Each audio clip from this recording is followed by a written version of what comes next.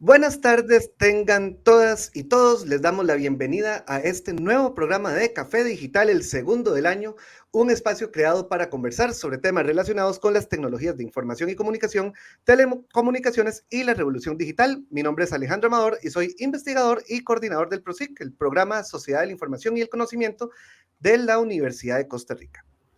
La situación vivida en el contexto de la pandemia resaltó aún más las deficiencias, los retos y las necesidades que enfrenta el sistema educativo en cuanto a su equipamiento y recursos, tanto para el desarrollo del proceso educativo en general, como también para lo que es el aprendizaje de habilidades digitales en las y los estudiantes. El día de hoy me acompañan Amarilis Quiro Ramírez, Melisa Valverde Hernández y Cristina Paniagua Escribel, que son investigadoras del Instituto de Investigaciones en Educación, el INIE, de la Universidad de Costa Rica.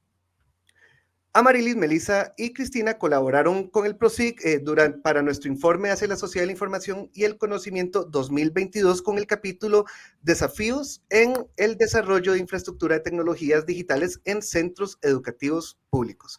Este capítulo, que está disponible en la página web de nosotros, que es prosic.ucr.ac.cr, analizó el estado de la infraestructura en tecnologías digitales de los centros educativos públicos del país entre el 2016 y el 2021, puntualizando resultados particularmente del primer Censo Nacional de Tecnologías Digitales en Educación, así como documentos e informes especializados sobre el tema.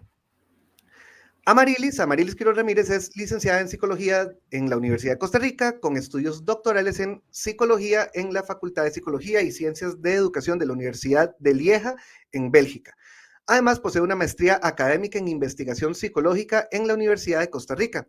Es subdirectora y profesora adjunta en la Escuela de Psicología de la UCR, en donde ha impartido cursos relacionados con la psicología del desarrollo en la infancia, la adolescencia y la adultez emergente, trastornos del neurodesarrollo infantil, la psicología educativa, metodología de la investigación en ciencias sociales y psicología y persuasión.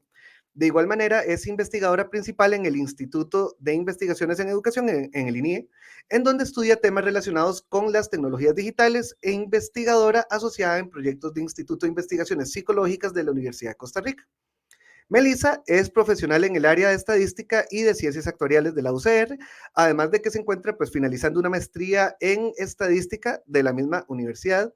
También cuenta con una especialización en formulación y dirección de proyectos en desarrollo en el Instituto Centroamericano de Administración Pública.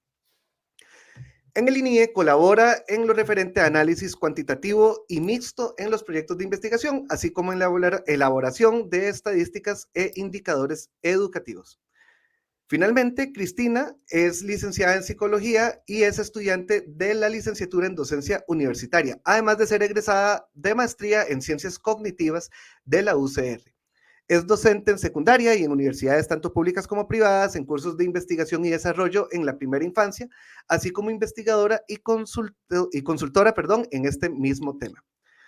Amarilis y Melissa, además, he de decir que también fueron parte directamente del equipo de PROSIC, así que en realidad este café digital de hoy, pues se va a parecer un poquito tal vez a algunos cafés que en algún momento nos tomamos por las tardes en las instalaciones de PROSIC. Bienvenidas al programa, bienvenidas a Café Muchas Digital y gracias. muchísimas gracias por acompañarnos el día de hoy. Muchas gracias por la invitación, Ale. No, qué Gracias. bueno tenerlas por aquí. Son años ya de conocernos, en realidad. Melissa y yo, de hecho, y para los que nos están escuchando, entramos a trabajar en la UCR como con 1 o 2 meses de diferencia máximo, ¿ah, Meli? Sí, más o menos fue por ahí, en el 2015, 2016, no recuerdo muy bien, En el pero 2000 sí, hace rato. sí, más o menos, pero sí, hemos establecido como una linda amistad y también no solo en lo profesional y en lo académico. Y entonces, bueno, aquí estamos otra vez dando aportes. Aquí estamos, ¿no? Excelente. Tal vez, bueno, para empezar un poquito en la discusión, y no sé cuál de ustedes prefiere contestarme esta primera pregunta, pero ¿cuál es actualmente la situación de las tecnologías? Bueno, nosotros le decimos más las TIC, pero cuando hablan de educación hablan más de tecnologías digitales que de tecnologías de información y comunicación. ¿Cuál es la situación actual de tecnologías digitales en los centros educativos públicos? Bueno, tal vez yo me puedo referir un poco a ese tema. Bueno, tal vez para contextualizar un poco, hay un primer censo nacional de tecnologías digitales que se realiza en el 2016. Fue un proyecto en conjunto que se hizo entre PROSIC y el Instituto de Investigación en Educación de la universidad. Este proyecto fue como un primer paso para conocer ciertas características específicas de las tecnologías digitales en educación a nivel de centros públicos y privados del sistema educativo. Anteriormente no se había hecho un estudio tan específico como las actitudes del personal docente,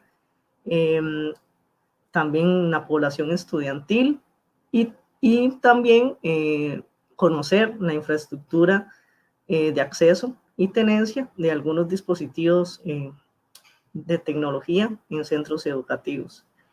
Dado ese periodo de tiempo, no se ha hecho ningún otro censo. Ojalá a futuro se realice. Y contamos con información, no solo de ese censo, sino también que el MEP a lo interno adquiere o recolecta información relacionada a lo que es la infraestructura de centros educativos.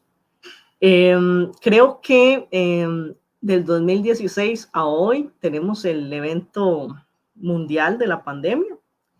Evidentemente fue un gran desafío para el personal docente, personal estudiantil y no solo también administrativo de los centros educativos y autoridades. Porque sí, en el 2016 se notaba que estábamos un poco rezagados en la cuestión de acceso de tecnologías. No todos los centros educativos tienen acceso a electricidad, no todos los centros educativos tienen acceso a conexión a internet en sus diferentes modalidades, lo cual hace que dentro de los planes nacionales de desarrollo siempre esté como meta el abarcar un 100% de conectividad de los centros educativos. ¿Qué sucede? Que, bueno, para lograr esto requiere voluntad política, requiere trabajo a nivel no solo también ejecución presupuestaria, sino también en que el personal docente sea capacitado y demás para tener acceso y tenencia a esas tecnologías. Entonces, ¿qué podríamos decir? Que a partir de ese año, lo de la pandemia ha habido ciertas mejoras, hay esfuerzos de instituciones en dar dispositivos a los centros educativos.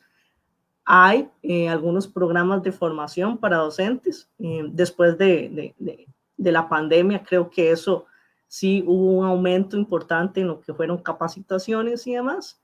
Sin embargo, creo que todavía aún no hemos logrado esa alta alfabetización digital en el personal docente. Todavía hay desafíos y si no tenemos las condiciones apropiadas para que un centro educativo tenga algún dispositivo tecnológico, difícilmente vamos a lograr esa cobertura en conectividad.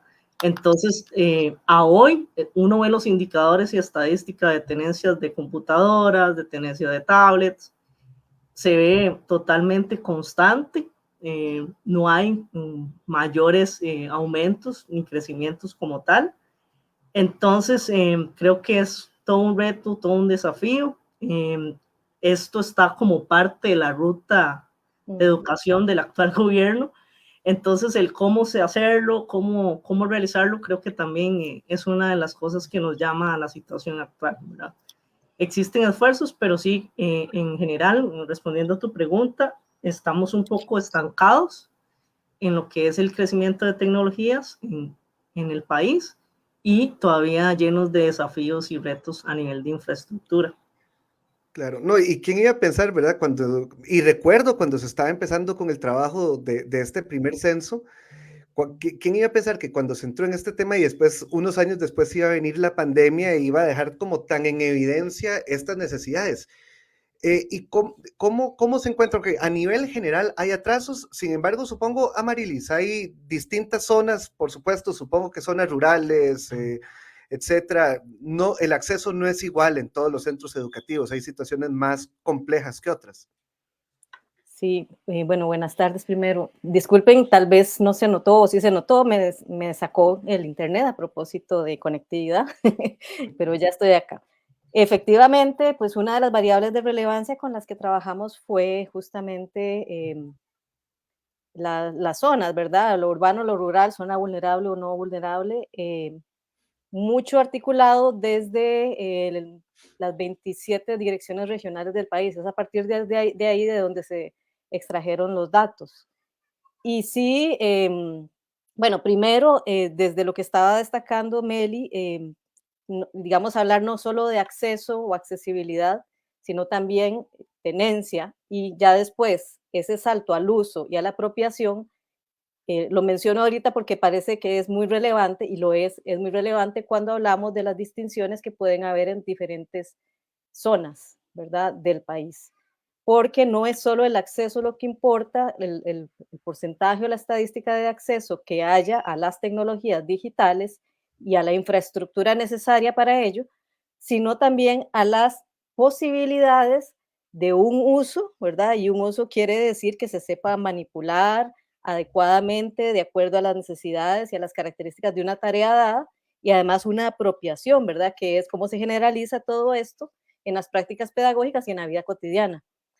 Entonces, los datos no, que nos muestran en términos muy generales, porque realmente el estudio es un censo, empezando por ahí, es muy grande, es muy amplio, es muchísima información muy pertinente, muy importante sobre las tecnologías.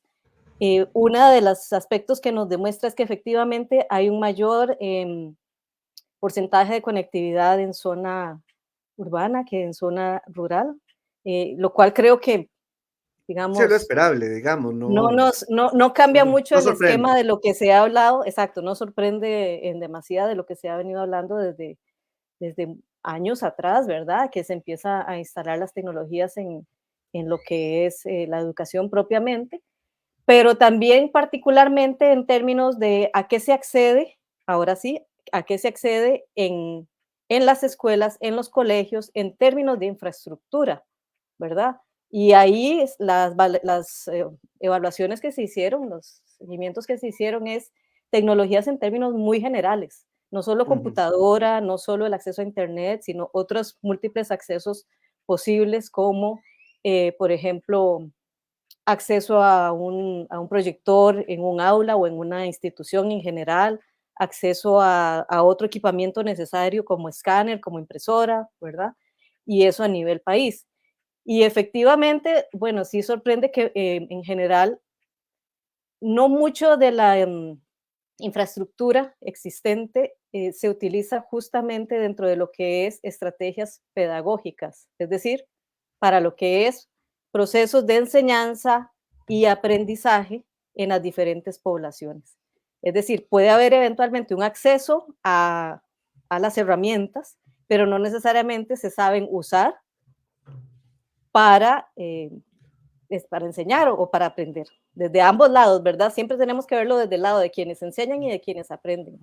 Entonces, además de que no hay un acceso igualitario, tampoco lo estamos en términos de cómo usamos estas herramientas y cómo nos las apropiamos en la vida cotidiana. Y cuando, digamos, en este caso, tal vez, bueno, Cristina, cuando Amarilis habla de esto, de que tal vez incluso cuando está la tecnología no se está utilizando para la parte educativa, eso quiere decir como que esta tecnología, cuando la hay, se usa como más para cuestiones como administrativas que educativas. Es por ahí que va el asunto. Antes que nada, buenas tardes. De verdad agradecerles el espacio. Sí, eso es todo un tema, ¿verdad? Y con respecto a esto que dice usted, de pronto tenemos reportes que dicen tanto pues en el centro como en el seguimiento, bueno, hay equipos, pero no podemos usarlo. Y esto viene por parte tanto de personal docente, porque bueno, aquí nos estamos centrando en el censo, pero también tuvimos un sondeo con estudiantes. Entonces, reportan que existen los equipos y esto es congruente con lo que pues, se reportan en otras entidades, pero no los utilizamos, a veces no podemos utilizarlos, a veces no tenemos el acceso o a veces ahora vamos a hora de conexión. Y una de las discusiones que teníamos es, bueno, ¿qué significa tener, no sé, 5 megas? No es lo mismo tener 5 megas en mi casa que tener 5 megas en 10 computadoras. Entonces, esos son problemas que son complejos. También con esto la apropiación es algo importante. Nos encontramos que de pronto las personas dicen, claro, a mí me capacitaron. Yo recibí una capacitación y lo marcan, ¿verdad? Y ahí vienen pues las entidades que dan las capacitaciones. Pero de pronto pasan varias cosas. Primero, que me capaciten no quiere decir que me sensibilicen hacia la tecnología. Entonces me dicen, claro, le vamos a enseñar a utilizar herramienta X. La llevé y a veces la llevé obligatoria, pero no profundizo y ahí es donde hablamos de la apropiación. Entonces, no tengo la apropiación, no me sensibilizan, no me dan el espacio y si lo tengo, tenemos esto que usted nos señala, Alejandro. Entonces, bueno, de pronto yo quiero, ya entendí, claro, qué importante y realmente quiero hacerlo, pero el equipo que hay no es que no se puede usar, de pronto están desactualizados, que a veces también no le damos seguimiento a los equipos. No es suficiente con decir, bueno, les vamos a traer 10 computadoras para que lo use el estudiantado. Y si no actualizamos, si no hacemos seguimiento, si no, ¿qué pasa, por ejemplo, si se daña una? Entonces esos son elementos que también marcamos, porque no es solo tener o no, es en cuáles son las condiciones que existen para lo que yo puedo usar. Porque tal vez, como usted dice, hay para otro tipo de materias, personas, procesos administrativos, pero el que puedo acceder yo no cumple con los requisitos mínimos o no cumple con el seguimiento. Entonces es bastante, en realidad es multifactorial, ¿verdad? Son varios aspectos y a veces también, pues, como decían ahora, se les exige tal vez a las personas docentes y ¿con qué? ¿Verdad? Y bueno, por ahí mencionaban algo importante. Todavía tenemos centros, Alejandro, que no tienen acceso a cosas básicas como fluido eléctrico. Entonces, parece mentira, ¿verdad? Es como... Comencemos por ahí. Sí. O tenemos conexión, pero la conexión eléctrica no está estable, es antigua, está... Entonces, conecto la computadora y tengo 3 computadoras y se me va. Entonces, esas son cosas básicas. Sí, y en una de las que se va la compu también, porque eso... Exacto. Entonces, son cosas que parecen muy obvias y no. Entonces, son como poquitos por todo lado, ¿verdad? Sí. Y quizás tal vez, perdón, añadiendo a esto que está diciendo Cris,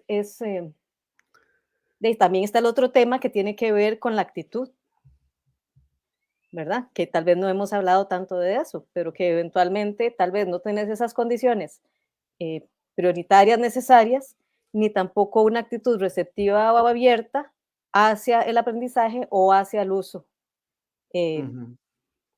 O hacia iniciar un uso para ciertas prácticas en la educación propiamente que implican capacitación.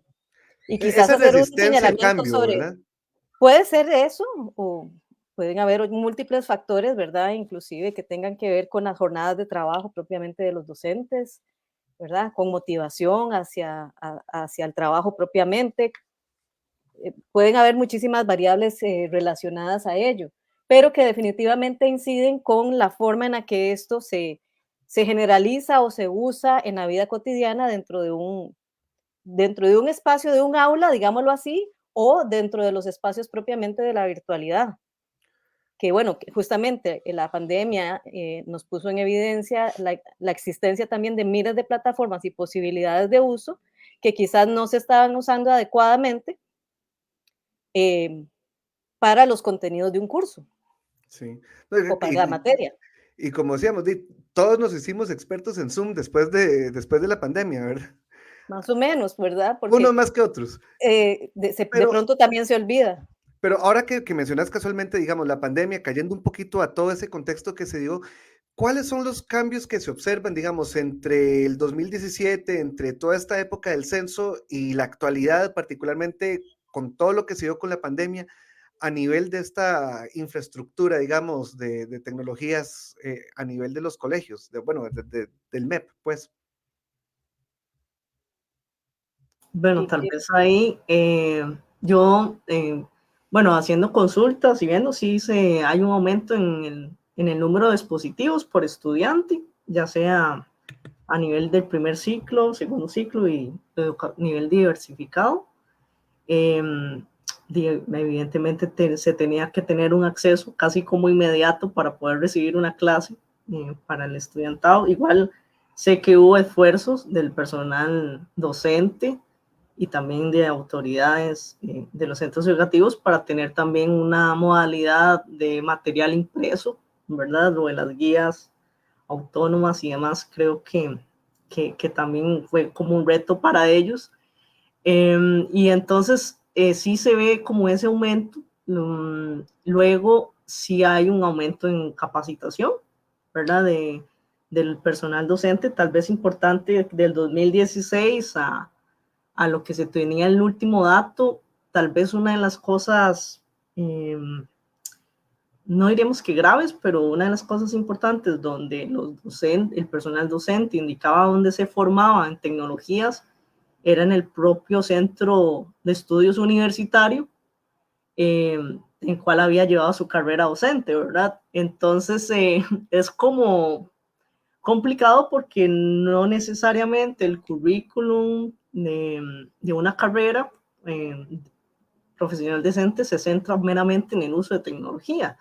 O sea, si hay cursos, si hay programas académicos dentro de la gama curricular, donde se pueden dar herramientas, su uso, su conocimiento y demás, pero sí indicaban en ese entonces que esa era su principal fuente de conocimiento, de capacitación, ¿verdad? Con respecto a tecnologías digitales. Lo cual yo supongo que fue un reto para la Fundación Omar Dengo, para el Instituto de Desarrollo Profesional del MEP y en mismas autoridades, digamos, del MEP para poder capacitar, digamos, a todos esos docentes en diversas aplicaciones, ¿verdad? Con respecto a ello. Yo recuerdo una vez, tal vez como anécdota, que me habían comentado que esto del censo era todo un reto porque el censo era un llenado, un cuestionario de forma digital. Uh-huh. El censo al final se hizo de dos modalidades, digital y también impresa. Y cuando fue la idea de forma digital, fue todo un reto porque nos comentaron que los docentes no utilizaban su correo institucional de forma continua, ¿verdad? Uh-huh. Entonces, era uno de los retos en ese entonces. Yo supongo que ahora eso ya no es como un reto, sino ya creo que se asimiló en el uso como tal de un correo electrónico. Entonces, digamos, en cuestiones básicas, Alejandro, creo que la capacitación, formación, alfabetización, el número de dispositivos sí hizo que la pandemia como tal produciera todo eso, ¿verdad? Habría que ver si se va a mantener de forma constante, ¿verdad? Ya minimizando un poco ya no tanto la virtualidad, sino más la presencialidad y demás, si eso se mantiene, ¿verdad? Y es importante lo que decían anteriormente Cristina y Amarilis. Bueno, es que un estudiante en un centro educativo no tiene acceso a la computadora o una tablet 24 o las horas de lecciones en el día. Uh-huh. Tal vez solo tiene acceso a las lecciones del laboratorio de informática y nada más. O si va a la biblioteca, podría hacer una consulta y tener acceso a un dispositivo, ¿verdad? Entonces, sí, el acceso es limitado. Otra cosa que se ve es que hay centros educativos que tienen computadoras, tablets, pero no tienen acceso a internet. Entonces, vos sabes que todo lo que implica ahora, actualmente, que un dispositivo no tenga internet, realmente el dispositivo como tal podría funcionar, pero de forma local, archivos meramente que estén ahí, ¿verdad? Porque, bueno, una de las cosas importantes es el derecho a la información, ¿verdad? A la comunicación, que ahí también existen esos retos, ¿verdad? Entonces, tal vez sí, hay dispositivos, a veces hay conexión, la conexión tal vez la velocidad no sea la idónea para el número de estudiantes y demás, pero es uno de esos retos y creo que también se ve el esfuerzo que hacen otras instituciones, ¿verdad? Como tal, pero sí, siguen siendo, digamos, retos y con la pandemia sí se aceleró, pero habría que ver si ya en estos años se sigue manteniendo, digamos, ese crecimiento que hubo levemente, digamos, con respecto a esos aspectos. Sí, eso es También cierto. me gustaría añadir Ujú, algo, Ale, perdón, que gracias. me meta así tan intrusivamente. A propósito de la conectividad y la posibilidad de estudiantes de acceder a clases virtuales, muchas veces mediante un teléfono celular durante la pandemia. Esto no solo a través de las diversas investigaciones en las que hemos estado, sino también desde la perspectiva del conocimiento anecdótico y de situaciones particulares de estudiantes, ha sido muy evidente, ¿verdad?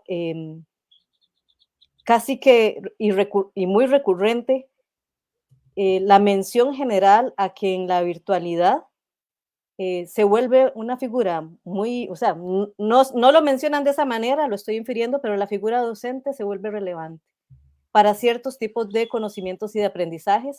No entender que en todas las personas, pero sí en una gran parte de la población parece ser relevante el docente como un mediador, el docente como una figura que facilita, o la persona docente como una figura que facilita, y que esto se volvía aún más difícil para facilitar un aprendizaje cuando no se disponía de un dispositivo que funcionara.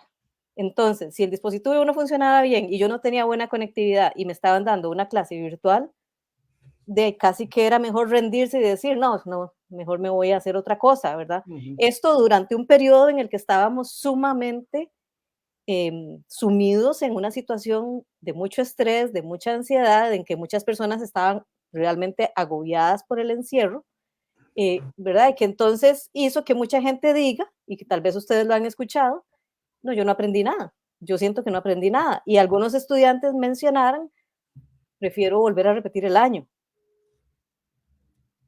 Estudiantes de escuela y de cole, ¿verdad? Por supuesto, bueno, no tenemos datos específicos de esto, sino que son algunos aspectos que yo he escuchado y que en otras investigaciones han emergido y que ha sido como importante prever qué pasa si eventualmente volvemos a una situación similar, ¿verdad? Si tenemos que volver a virtualizar la educación, Por por ejemplo. supuesto, no, es un... La forma en la que la pandemia nos agarró de manera totalmente inesperada, obligó a cambios muy abruptos. Eso que decía también Melissa un poco de ojalá no perder lo aprendido, porque incluso uno ya va viendo incluso en algunos escenarios que se está echando un poquito marcha atrás hacia lo aprendido. Uno ve incluso, eh, la verdad es que a mí me ha sorprendido incluso ver datos nacionales de ver cómo a nivel, incluso por ejemplo a nivel privado, muchas empresas están regresando a la presencialidad total, y cosas así que uno dice, mira, ya aprendimos todos que con la pandemia ya aprendimos a teletrabajar y sin embargo están echando para atrás y uno dice, uy, ojalá que a nivel del MEP, a nivel de la parte educativa, no se pierda ese aprendizaje.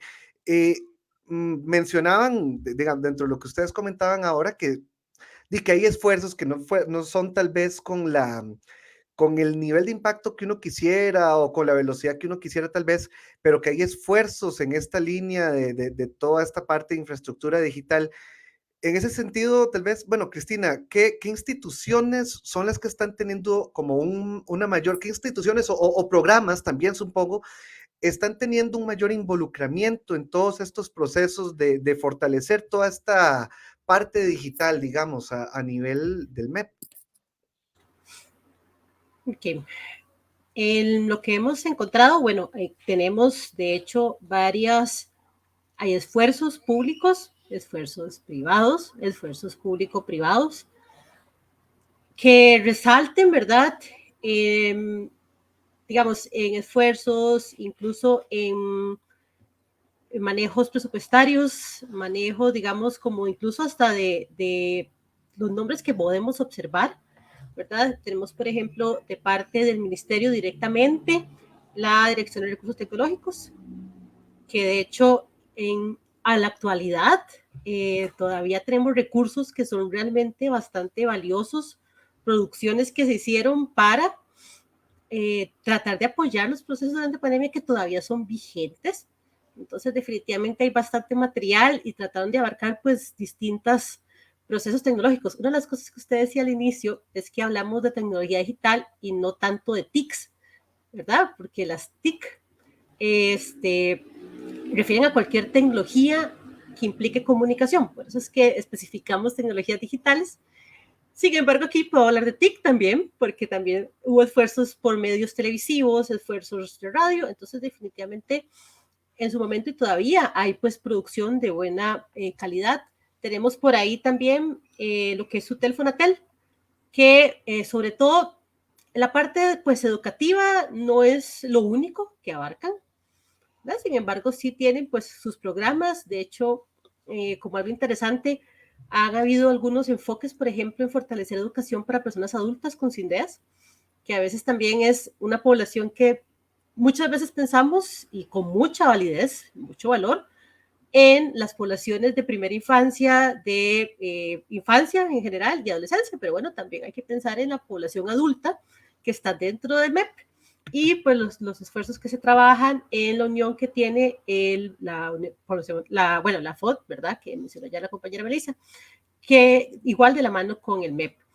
Hay otras instituciones, bueno, por ejemplo, en el censo, para retroceder un poquito en términos de tiempo, encontramos pues otras instituciones y otros programas, incluso algunos que ya no existen, ¿verdad? Pero en su momento fueron vigentes, fueron valiosos, y ahorita pues tal vez no tienen tanto énfasis durante pandemia y post-pandemia, pero previamente sí lo hicieron.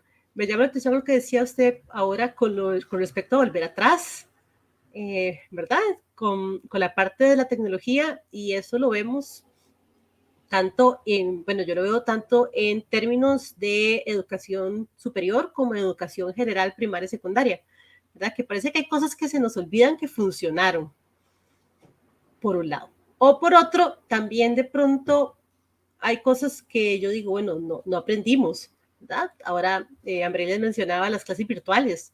Todavía hay lugares donde la directriz es, bueno, la clase es virtual y tiene que estar 3 horas seguidas ahí. Hay instituciones, ¿verdad? Donde todavía es virtual, bueno, la clase son 3 horas, 4 horas, las 3 horas, 4 horas se conectan. Cuando aprendimos que eso no funciona, ¿verdad? Entonces... eso no es virtualidad. Eso en la docencia y el aprendizaje, perdón. ¿Cómo debería ser idealmente, por cierto, digamos, un proceso así? ¿Cuál es la forma ideal? Ok. Hay que combinar varios elementos. Tenemos una noción, por ejemplo, de que lo único que es valioso, y esto no solo aplica para virtualidad, también aplica para la parte presencial. A veces consideramos que lo único que es relevante es la parte sincrónica, pero también en la parte asincrónica hay muchísimo. Una de las cosas que, bueno, mencionaba ahora Melissa, hablaba, por ejemplo, de la GTA, ¿verdad? De las guías de trabajo autónomo. También se hizo mucho material asincrónico y había y todavía existe, un fantasma de que, es que la profesora lo que hizo fue hacer ella un video, y qué vaga, porque lo que les mandó fue un video. Producir un video, hacer un trabajo asincrónico, o sea, preparar un material es una asincrónico, sí, o sea, sí. Totalmente. Preparar una clase es compleja, o sea, a ver, aquí nos dedicamos a docencia también. Hacer una clase es complejo, requiere mucha planeación, mucha valoración, requiere estar ahí, dar la clase y luego evaluar. Cuando estamos en la parte asincrónica, cuando presentamos material asincrónico, tenemos que tener cuidado, porque si yo estoy aquí con usted y usted tiene una duda, yo se la puedo resolver. Pero cuando yo le preparo un material al asincrónico, tiene que ser suficientemente explícito por supuesto voy a estar para sus dudas. Entonces, eso es una de las cosas importantes, combinar la parte de sincronía y asincronía, cuidar esos tiempos, no podemos estar 3 horas ahí, 4 horas haciendo un monólogo, porque además, lamentablemente, el monólogo no funciona ni presencial ni virtual, pero menos virtual. Como dice David, se me cae la conexión, el cansancio, el agotamiento. Como abrí Facebook y me puse a ver otra cosa. Totalmente. Sí, o sea, si estando yo presencial, a veces, yo veo a mis estudiantes con la tentación del teléfono, ahora imagínense virtual. Entonces, Es una definitivamente... ventana, nada más. Deberían ser modalidades bimodales, ¿verdad? Metodologías activas y utilizar estrategias en bimodales de acuerdo siempre a contenidos del curso, a lo que se quiere, a los objetivos propiamente de cada lección, y algo que quizás no podíamos hacer en la virtualidad, que era darle un seguimiento o un monitoreo al estudiantado. O sea, se están apropiando, qué perciben de este contenido, cómo lo están percibiendo, qué están entendiendo, cómo van, ¿verdad? Todo eso no era posible y eso es relevante dentro de la docencia, dentro de los aprendizajes, y diría yo que en todos los momentos del ciclo educativo, ¿verdad? En kinder, escuela, cole, en AU, después siempre va a ser importante ese intercambio. Exactamente. Y una consulta, porque ahora que Cristina hablaba de que durante el censo también se identificaron algunos programas o iniciativas que ya no, pues que ya habían llegado a un fin. De estos programas que identificaron, ¿hay tal vez algún programa, alguna iniciativa? O sea, si ustedes pudieran, digamos, chasquear los dedos y revivir uno de esos programas, ¿hay alguno de esos que ustedes sintieran que era como particularmente relevante? Y supongo, como Cristina decía, todos han cumplido sus funciones en sus momentos, pero ¿hay alguno de esos que ustedes dicen, pucha, qué lástima que ya eso ya no se hace más? Vamos a ver. Buena pregunta. Es una buena pregunta. Hay programas que todavía están vigentes, ¿verdad? Tecnoaprender, de tecnologías móviles. Pero hay programas, la FOD también tiene sus programas como tal. Vamos a ver, lo curioso, hay diversos programas para todo, digamos. Entonces, tal vez un gran programa exitoso, ¿verdad? Sería unificarlos todos, ¿verdad? Tal vez estamos un poco desarticulados. La FOD hace lo suyo, la dirección, el PRONI, digamos, MedFOD hace lo suyo. El INIE hace lo suyo. Dirección de Recursos Tecnológicos hace lo suyo.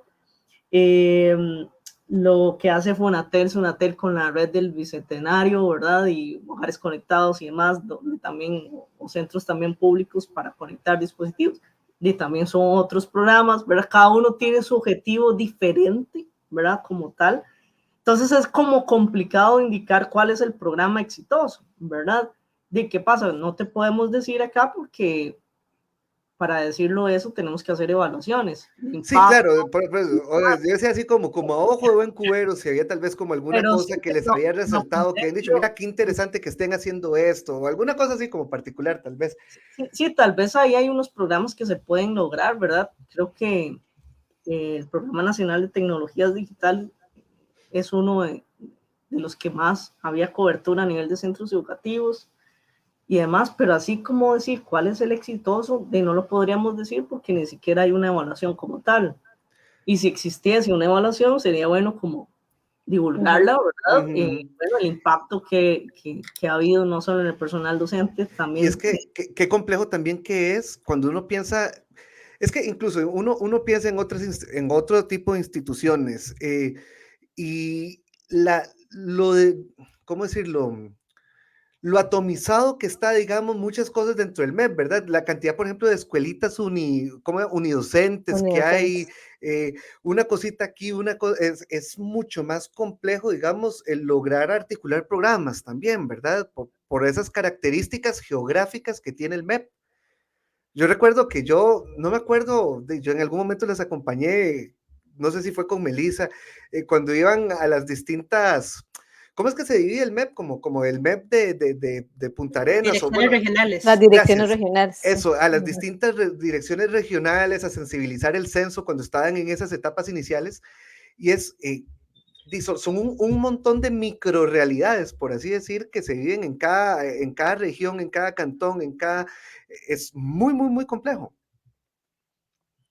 No, totalmente. Bueno, yo que fui de gira para hacer la sensibilización, qué complicado, porque yo recuerdo otra anécdota que yo recuerdo a la hora de implementar el cuestionario digital. Y yo comienzo a decir, bueno, están en un laboratorio el personal docente y demás. Y entonces mi primer paso es, bueno, ahora abran un browser, ¿verdad? ¿Qué es eso? Entonces una persona levanta la mano y dice, ¿qué es eso? Digo yo, pero es que escucha. Melissa habla muy complicado. A mí o sea, el browser, ok, en English y todo, dice, está bien. Entonces digo yo, no, es un navegador. Y no, dice, no, si usted sabe que es un navegador web, difícilmente me van a responder el cuestionario. Y sí, bueno, ¿y qué es un navegador web? Ahí es cuando uno se da cuenta que a veces uno está en una burbuja. A mí no se me olvida, Sí. y yo todavía cuento esta historia, Marilis, de cuando vos y yo fuimos a una cuestión con la UNED a la Perla de San Carlos. A una charla, una cuestión, era una charla como una capacitacioncita, tal vez, digamos, a líderes regionales, líderes comunales de la Perla de San Carlos. Y lo primero que hicimos es el típico de pasen la hoja y apunten nombre y correo, y eran de unas, no sé, que eran 10, 15 personas, un 30% ni siquiera tenía correo. Exactamente. Ni siquiera tenía correo, y nos dimos cuenta que de todos, solo 3, y eran como los 3 más carajillos, tenían Facebook. Y de repente todo el plan que llevábamos en la cabeza de lo que íbamos a hablar con la gente se nos vino abajo. Sí.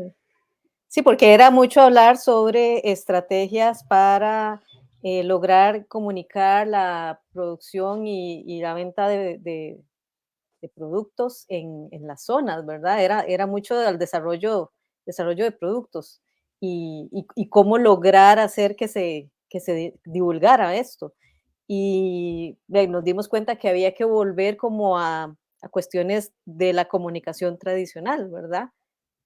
Es decir, afiches, pancartas, perifoneo, cuestiones que todavía se siguen usando, pero que no son las estrategias usuales de trabajo actuales.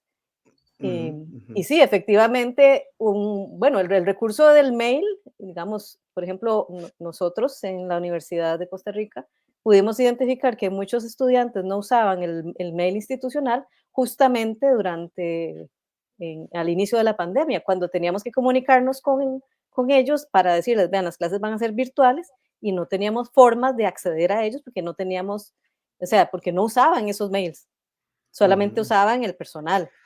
¿Verdad? Todo eso sí ha cambiado y creo que eso es uno de los mínimos grandes logros, por decirlo de alguna manera, que se han tenido. Y mínimos porque estamos de acuerdo en que es lo mínimo, ¿verdad? Sí. Dentro de un mundo globalizado. Y hablando de todos estos desafíos y centrándolo más con el proyecto, con los estudios de ustedes, ¿cuáles son esos grandes desafíos que han encontrado, digamos, en todo este proceso del estudio? Bueno, yo creo que aquí las tres tenemos bastante que podemos también aportar. Yo diría que el proceso del estudio ha sido un proceso muy enriquecedor en muchos niveles. Primero, desde la articulación del trabajo entre lo que es el INIE de la Universidad de Costa Rica y el MEP, ¿verdad? Particularmente el Departamento de Investigación e Implementación de la Dirección de Recursos Tecnológicos, porque este proceso inició justamente en 2016, fue, Mel, ¿verdad?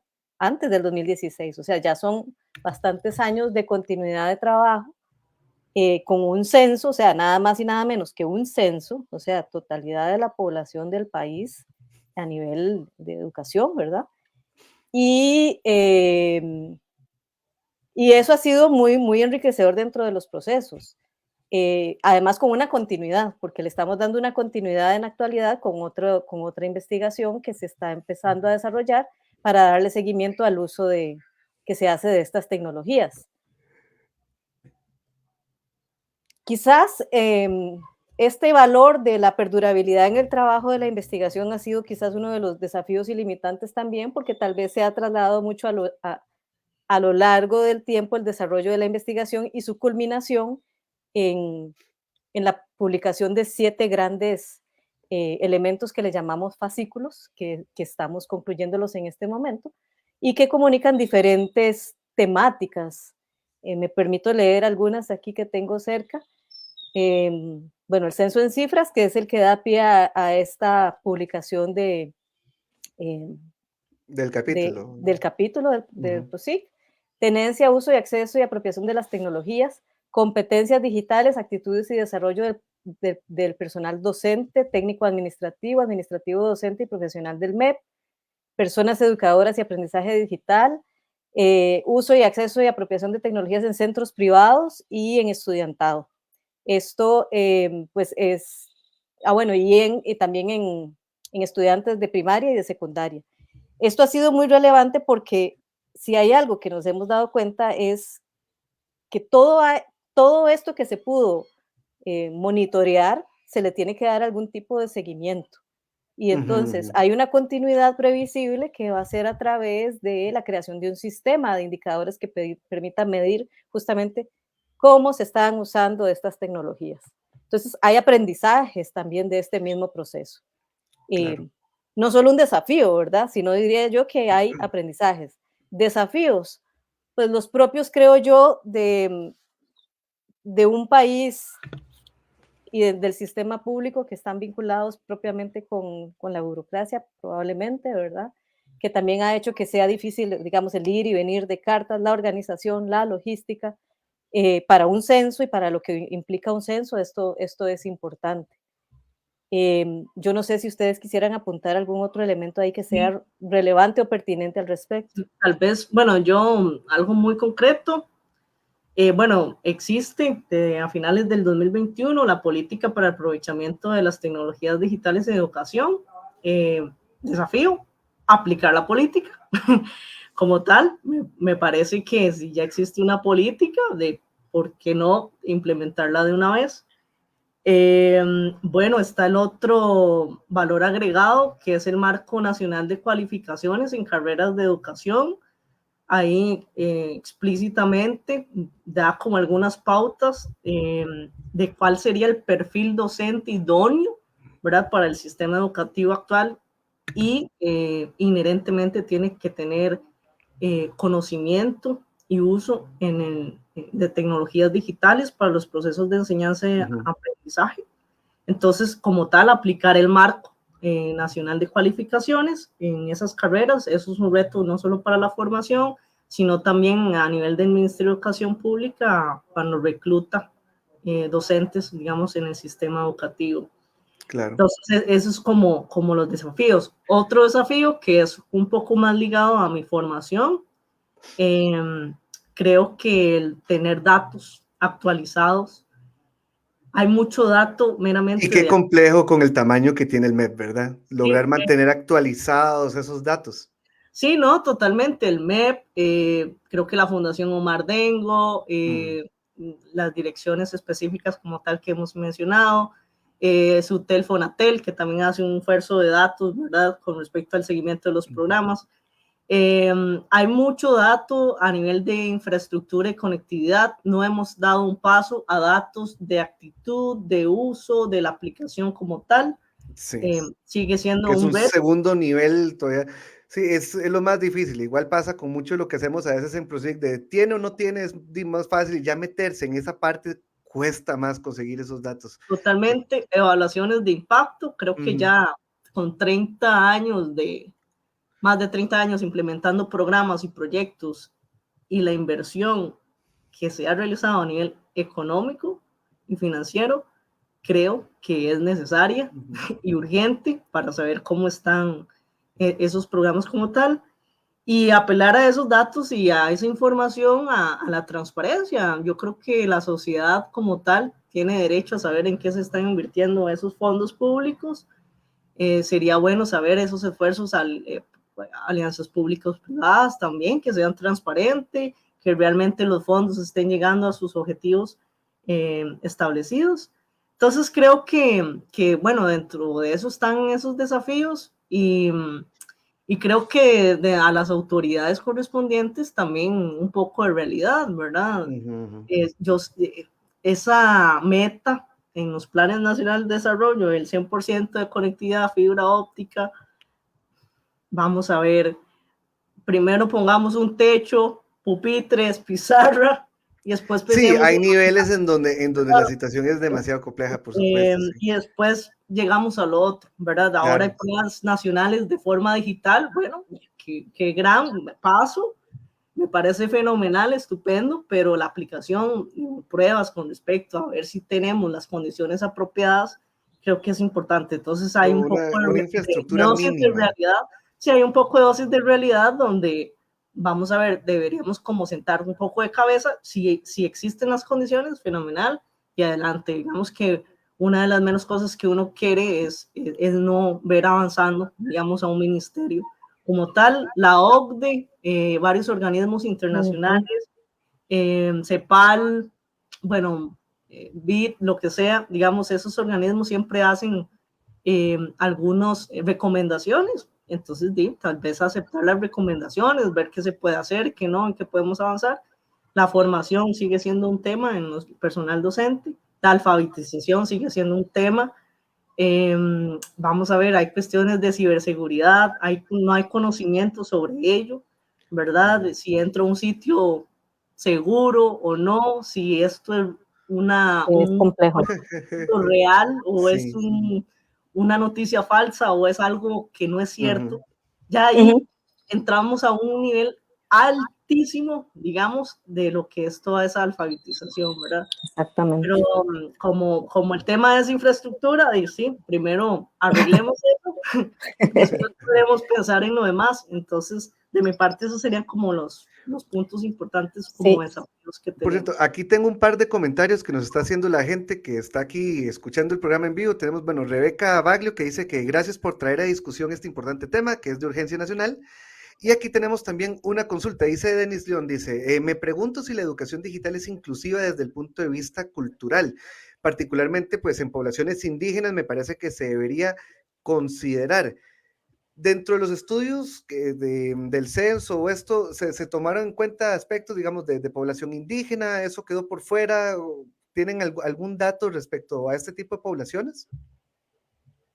No, específicamente en población indígena no se indagó específicamente, pero la consulta se da, digamos, a todas las direcciones regionales, participan docentes, creo que Cristina es donde estudió un poco más, los docentes itinerantes, que en población indígena es un personal, digamos, como tal, que está dentro de ese tipo, digamos, de docente. Y sí, vamos a ver también los docentes itinerantes, qué complicado, porque yo me he dado cuenta que había docentes itinerantes en 5 centros educativos o más, y cómo va a tener una computadora en los 5 centros. A veces no tenía acceso ni a ellos porque ellos ni siquiera tenían un sentido de pertenencia, ¿verdad? Efectivamente. Con población indígena es todo un reto porque el relieve es una complicación como tal para el acceso a internet, ¿verdad? Y pero normalmente están en zonas pues muy alejadas, uno piensa en población indígena, piensa en Talamanca, sí, piensa... Pero sí tienen acceso, digamos, aunque sea con un teléfono móvil, digamos, ahí la conectividad es más móvil, ¿verdad? Que con otro tipo todas de... las limitaciones que eso implica también. Todas las limitaciones correspondientes, pero como tal, digamos, no se tiene un dato específico.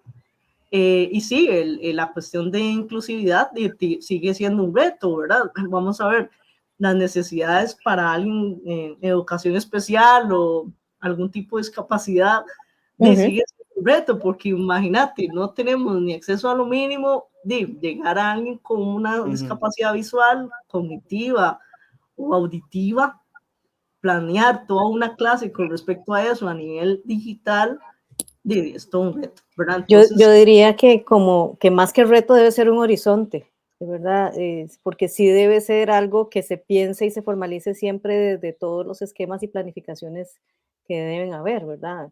sea, la inclusión es justamente que el contexto se adapta a las características y condiciones que presenta la población. Y así debería ser, Así debería ser, y idealmente. particularmente pensando en población indígena y todo un elemento cultural también que debe ser considerado, digamos, para una adecuada alfabetización en el contexto también o con las consideraciones culturales. Sí, de ahí que la pregunta de don Denis o el comentario me parece muy pertinente, ¿verdad? Efectivamente, apunta bien, ¿verdad? Tenemos por aquí otra consulta de Yanitzia Meléndez que dice, bueno, muchas gracias por el desarrollo de este tema tan relevante. Me gustaría saber si tienen alguna información específica respecto al nivel de educación preescolar. Okay. Bueno, antes, Melissa se llevó todo lo que yo iba a decir, en realidad.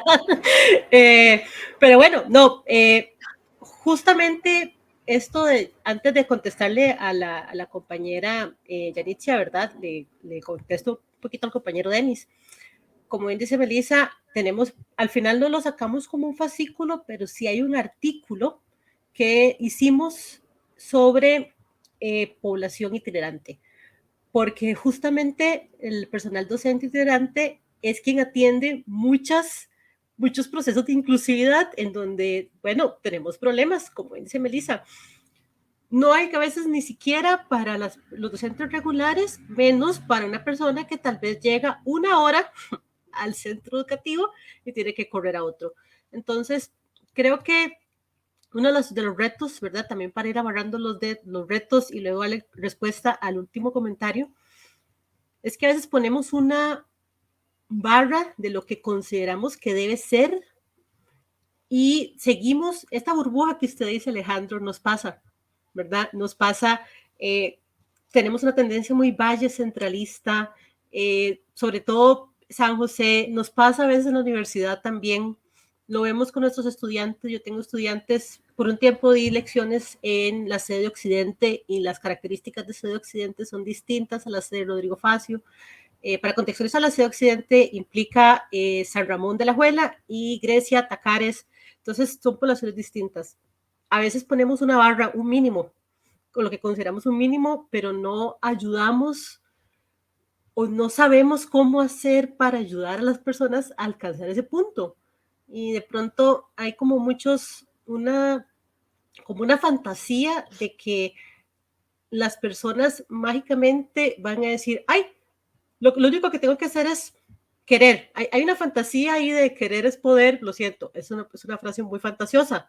No siempre basta con querer hacerlo. Entonces, ahí es donde vienen los desafíos. Y peor aún porque te venden la idea de que como querer es poder, si no lo estoy pidiendo es porque no lo estoy queriendo lo suficiente, entonces más bien son frases dañinas esas en realidad. Exacto. Entonces hay un desafío ahí del cómo, y de verdad no podemos pensar en seguir pensando en el que solo dar la computadora es suficiente y solo enseñarles a usar las presentaciones diferentes es suficiente, y a veces también hay otro fantasma ahí de los nativos de la población nativa digital y el chip incorporado. No, si tuviéramos un chip incorporado, yo soy migrante digital. Si usamos estos términos que, ¿verdad?, se han popularizado, yo soy migrante, no soy nativa.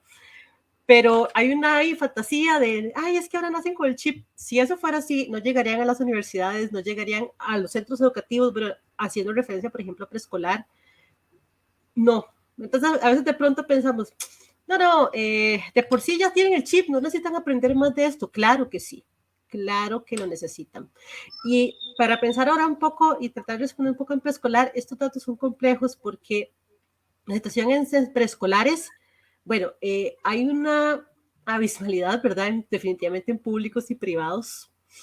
Voy a referirme a los centros públicos, ¿verdad? Porque, bueno, hay de verdad como que un mundo, dependiendo de cuál es el privado.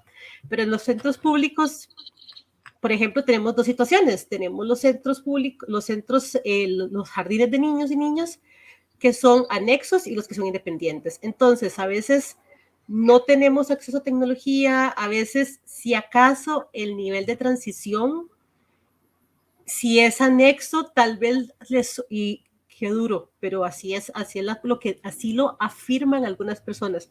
Si a la docente o al docente de informática le sobran lecciones, llevan a los grupos de transición. Entonces, no tenemos tan profundo como tal vez quiera la compañera, ¿verdad?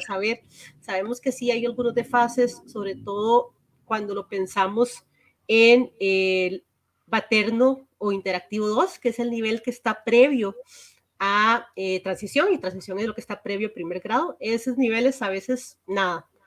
También de pronto nos pasa que tenemos docentes que creen que interactuar con tecnología es ponerles el video bin con la canción de YouTube. Eso no cuenta, ¿verdad? O sea, entonces, eso no cuenta como interacción tecnológica. Y a veces tenemos más y hay más recursos y primera infancia, y se los digo como una, ¿verdad? Bueno, persona que además mis estudiantes son estudiantes que se preparan para ser docentes de educación preescolar. La primera infancia está abandonada en muchos aspectos. Entonces, de por sí son chiquitillos, son chiquitillas, ahí aprenderán en el camino, tenemos una deuda también ahí. En tecnología pasa. Y tenemos otra cosa Déjelo así que aprende solo, una cosa un poco así. O ahí, bueno, ahí le puse YouTube, ocupamos supervisión y también recordarles que no se va, bueno, el uso de pantalla es todo un tema, ¿verdad? Hay una restricción de tiempos en uso de pantalla, hay una restricción de contenido que debería ser accesible, entonces todas estas diferencias se nos dificulta un poco obtener datos tan específicos como quisieran. Por ahora lo que hemos encontrado son la población a la que menos se ha visto como que hay acceso, ¿verdad? Y a veces los datos que se incluyen en preescolar es cuando tenemos, por ejemplo, que están adjuntos, entonces el centro educativo Cristinita Feliz incluye, como está adjunto a la escuela, se incluyen los datos. Hemos encontrado también de pronto... Como que absorben los datos, lo unifican. Me acuerdo una vez hace muchos años, yo también quiero hacer anécdotas, mis compañeros ya hicieron unas, ahora quiero hacer yo una anécdota. Me acuerdo de una exposición una vez, una persona que hablaba del impacto de tecnología mencionaba preescolar, justamente yo pregunté, porque mi área de interés, yo soy profesional de psicología, pero mi área de interés siempre ha sido desarrollo en primera infancia y pregunté por preescolar. Entonces resulta que la población de preescolar impactada por este programa o este proyecto era, bueno, es que es un centro unidocente y hay un niño de preescolar. Y yo, o sea, yo me quedé callada, o sea, yo dije, ok, ¿verdad? Yo dije, ok, está bien, y ya no dije nada más. O sea, yo agradezco mucho mi cara. Está bien. O sea, yo déjelo así, le dijiste, déjelo así. Entonces, a veces estas cosas pasan, por eso a veces es un poquito, pues, difícil preescolar es complicado, entonces, de agarrar los datos. Es ahí, como dato, sí, bueno, hablando del tema de inclusividad, sí, si uno desagrega por niveles es diferenciado, por dirección regional es diferenciado, ya por las necesidades específicas es diferenciado, entonces, vamos a ver, hay brechas, existen, cuantificarlas es un desafío.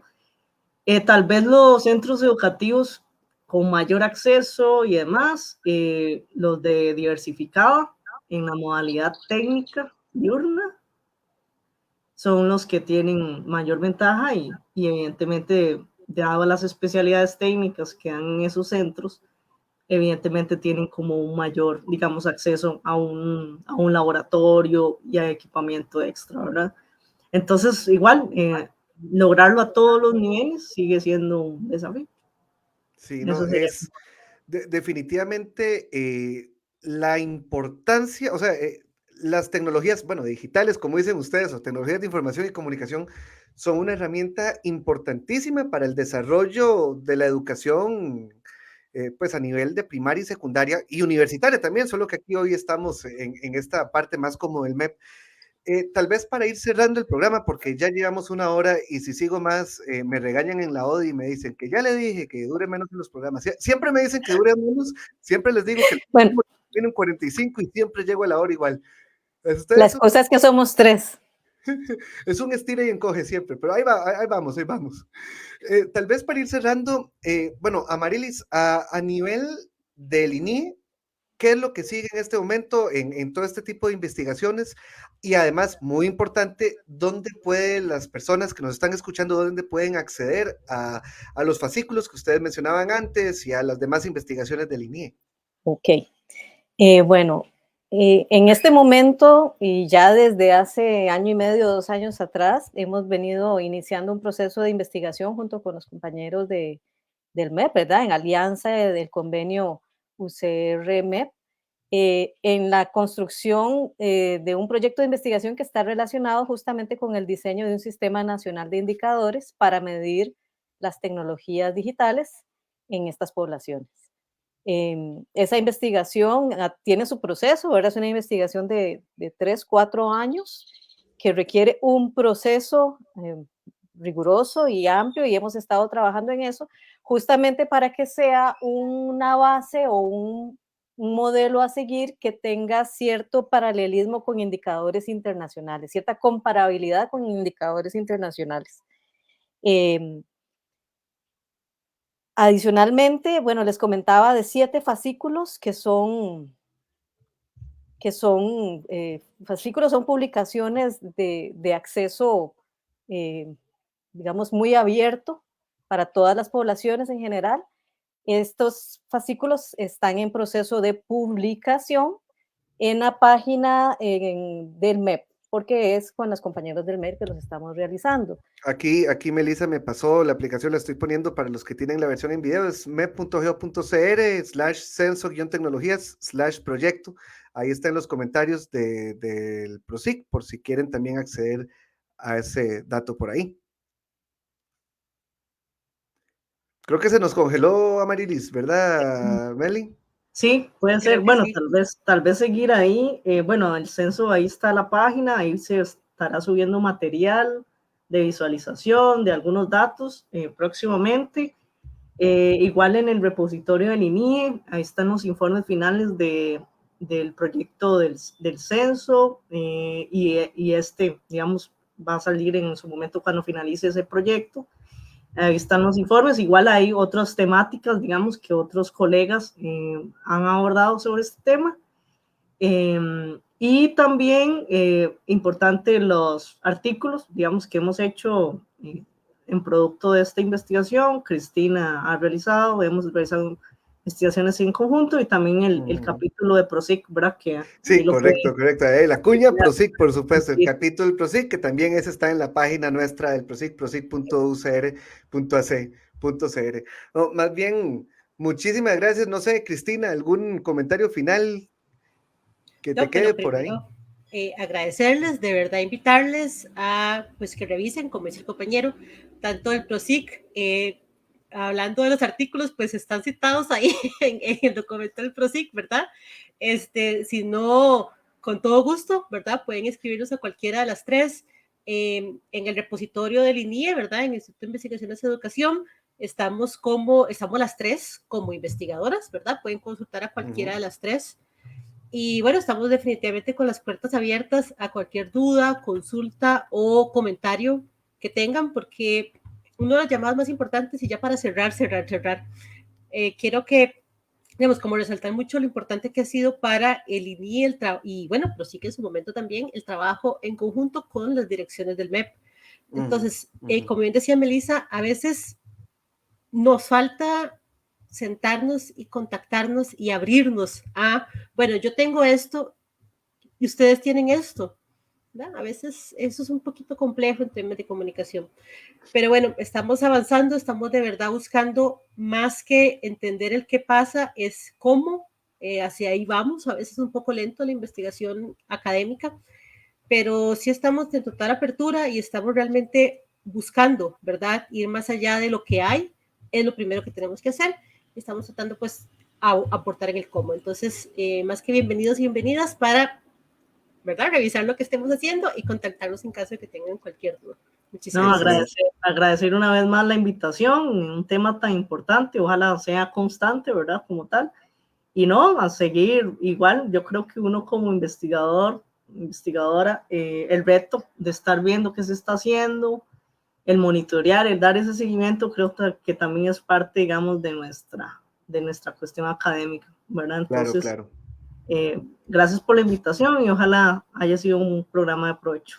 Okay. No, y muchísimas, perdón, nada más para terminar, bueno, disculparnos en nombre pues de la compañera Marilis, tuvo un problema técnico, ¿verdad? Pero bueno, nos vamos a dar ¿cómo es? La atribución, ¿verdad? De agradecer en nombre de ella y de invitarles, ¿verdad? Igual de verdad, darle las gracias en su nombre y excusarla por este problema técnico. No, pero todo bien, estuvo, se acaba de reconectar, entonces solo se perdió como 2 minutos de programa, nada más. Sí, pero terrible. O sea, No, pero estuviste el 98% del programa, sí, no hay ningún pero es problema. que quería hablar de los nativos digitales. Deberías hacer un programa sobre nativos digitales. Después. Hagamos, Sí. está bien, a mí, yo encantado de tenerlas por Porque aquí. hay que desmitificar eso. De nuevo, ese está más bonito, hablar desmitificando los nativos digitales. Pongámosle fecha para el próximo programa. Excelente. Cuando quiera. Y de verdad, muchísimas gracias. Además, bueno, para las personas que nos están escuchando, recuerden que este programa de Café Digital lo hacemos en vivo, lo transmitimos en vivo en nuestra página de Facebook del PROSIC, y posteriormente a esto la subimos también a nuestro canal de YouTube y lo subimos también a Spotify en podcasts de la Universidad de Costa Rica. De nuevo, a Cristina, a Melissa y a Marilis, muchísimas gracias por acompañarnos el día de hoy, y a todos los que están escuchándonos ya sea en vivo o en las demás plataformas en repetición. Muchísimas gracias y nos vemos la próxima en otro Café Digital. Hasta luego. Muchas gracias. Hasta luego. Hasta pronto.